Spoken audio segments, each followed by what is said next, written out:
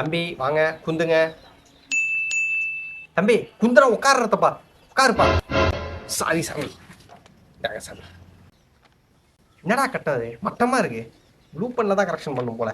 என்னது ப்ளூ பென்லையா? பின்ன red பென்ல correction பண்ணுவாங்க. நீ டெஸ்ட் எழுதிட்டு வந்து ரெட் பென்ல கரெக்ஷன் பண்றதுக்கு அமைதியா இருப்பா கொஞ்ச நேரம். தம்பி உங்க ஜாதகம் 2 பொண்டாட்டி ஜாதகம்ப்பா.